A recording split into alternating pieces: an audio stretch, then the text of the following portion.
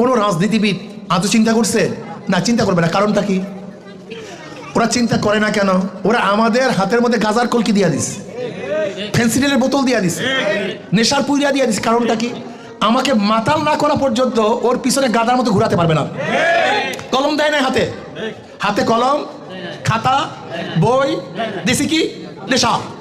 কারণ আমাকে নেশাগ্রস্ত না করা পর্যন্ত আমি ওর গোলামি করবো কেন?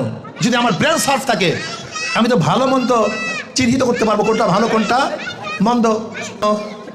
আমি আমার সমস্ত এলাকার বন্ধু থেকে বলবো, নিজেকে চিনুন। আপনি কে?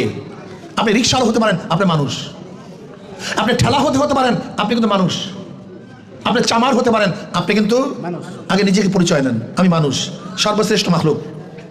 আল্লাহ পাক আমার দ্বারা বহুত কিছু করাতে পারেন, কিন্তু পরিবেশের কারণে বিকাশ করতে পারি না। পরিবেশ ছাড়া মেধা বিকাশ করা যায় না। আমাদের উচিত আমাদের এই গরিব শ্রেণী যারা আছেন সবাইকে নিয়ে আমার সন্তানরা কিভাবে শিক্ষিত হতে পারে, আলেম হতে পারে, উচ্চশিক্ষায় শিক্ষিত হতে পারে সেই প্ল্যান করা। আশা করি ইনশাআল্লাহ যদি আমাদের এই সন্তানদেরকে কে কে মেধাবী আছে এটিকে বাঁচাই করিয়া আমরা যদি তাদেরকে কাজে লাগাতে পারতাম, কি দেশ উন্নয়ন করা সম্ভব কি সম্ভব না? গাঁজা তুলিয়া দিলে দেশ উন্নয়ন হবে না। আমি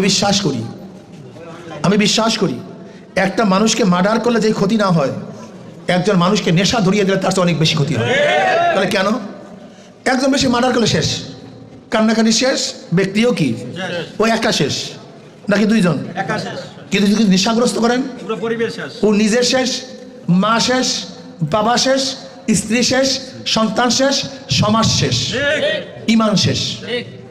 বুঝছেন?